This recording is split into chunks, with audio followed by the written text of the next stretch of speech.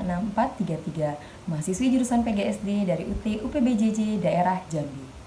Baiklah teman-teman, pada kesempatan kali ini saya akan kembali melakukan kegiatan praktikum IPA di SD tentang kelistrikan. Nah, kegiatan yang akan saya lakukan ialah yaitu percobaan tentang arus dan tegangan listrik. Apa sih tujuan dari kegiatan ini? Untuk kegiatan yang pertama yaitu percobaan arus listrik bertujuan untuk menjelaskan aliran arus dalam suatu rangkaian listrik. Kemudian untuk percobaan yang kedua yaitu tentang tegangan listrik bertujuan untuk menjelaskan pengaruh tegangan terhadap suatu rangkaian. Nah teman-teman, di sini sudah tersedia beberapa alat dan bahan yang akan saya gunakan dalam kegiatan praktikum ini. Yang pertama yaitu tentang percobaan arus listrik. Di sini saya sudah mengerangkai sebuah aliran listrik sederhana. Saya menggunakan 3 buah baterai ABC bertegangan 1,5 volt. Kemudian 1 buah lampu bertegangan 2,5 volt. Kemudian ada kabel listrik. Kemudian di sini ada sebagai bahannya nanti saya menggunakan kawat tembaga. Kemudian di sini ada kawat besi, kemudian grafit atau mata pensil, kemudian karet penghapus. Kemudian di sini saya juga menggunakan sendok perak. Kemudian saya menggunakan kayu, tas plastik, kertas, kemudian air garam dan air keran.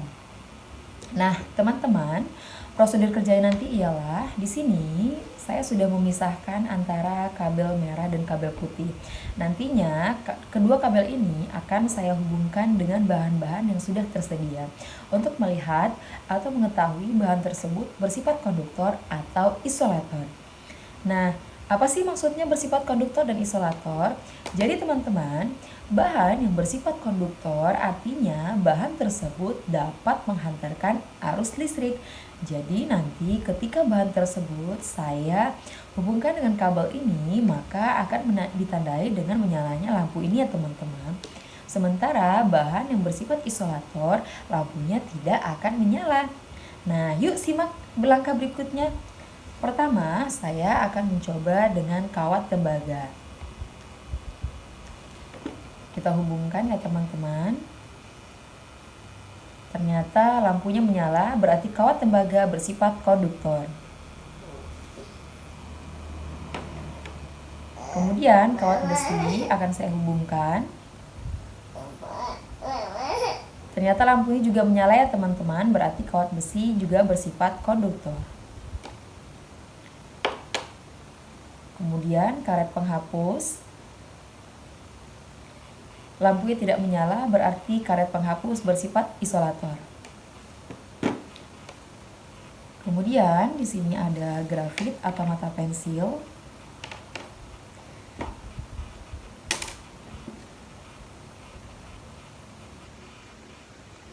Ternyata lampunya menyala, berarti grafit atau mata pensil juga bersifat konduktor. Selanjutnya yaitu ada sendok perak. Ternyata lampunya menyala, berarti sendok bersifat konduktor. Kemudian ada kayu. Ternyata lampunya tidak menyala, berarti kayu bersifat isolator. Kemudian di sini ada tas plastik atau kantong kresek plastik. Ternyata lampu tidak menyala, berarti tas plastik bersifat isolator. Kemudian kertas, lampu juga tidak menyala, berarti kertas bersifat isolator. Kemudian air garam,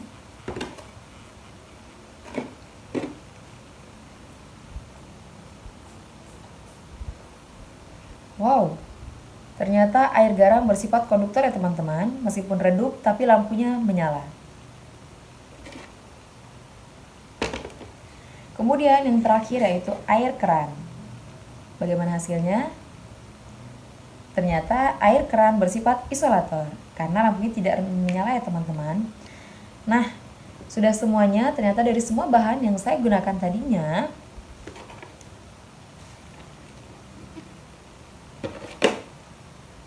Kawat tembaga, kawat besi, grafit atau mata pensil, dan sendok perak bersifat konduktor atau dapat menghantarkan arus listrik. Serta ada juga air garam ya teman-teman yang juga bersifat konduktor. Sementara karat penghapus, kertas, tas plastik, kayu, serta air keran bersifat isolator, artinya tidak dapat menghantarkan arus listrik. Baiklah, percobaan yang kedua yaitu tentang tegangan listrik ya teman-teman. Di sini saya menggunakan rangkaian listrik sederhana, yaitu ada kabel listrik yang saya rangkai dengan satu buah baterai ABC bertegangan 1,5 volt dan juga sudah saya hubungkan dengan di sini sudah terpasang satu buah lampu bertegangan 2,5 volt. Untuk kondisi yang pertama yaitu kedua kabelnya akan saya hubungkan ke sama-sama kutub positif dari baterai ini ya teman-teman. Kita lihat apakah lampunya akan menyala atau tidak. Ternyata saat dihubungkan kepada sama-sama kutub positif, lampunya tidak menyala ya teman-teman. Kemudian untuk kondisi yang kedua, kita hubungkan kabel yang merah ke kutub positif dan kabel putih ke kutub negatif. Yap, teman-teman, mungkin di kamera tidak begitu terlihat jelas, tapi di sini lampunya menyala, tetapi redup teman-teman, karena tegangan pada lampu itu lebih besar daripada tegangan yang ada pada baterai ini, di mana baterai hanya memiliki tegangan 1,5 volt, sementara lampunya bertegangan 2,5 volt.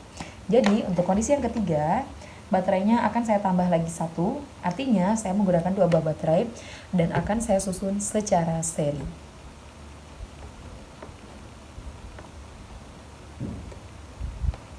Nah, teman-teman,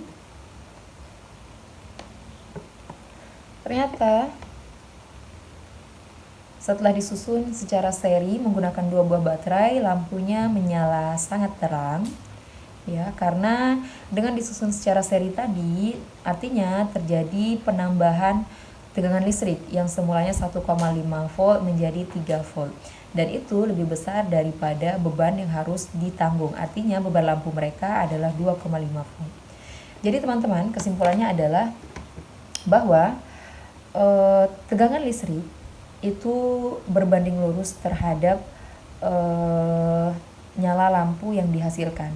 Artinya semakin besar tegangan listrik yang digunakan, semakin terang nyala lampu yang akan dihasilkan, dan semakin kecil tegangan listrik yang dihasilkan, maka semakin redup juga nyala lampu yang akan dihasilkan. Demikian teman-teman, bye bye.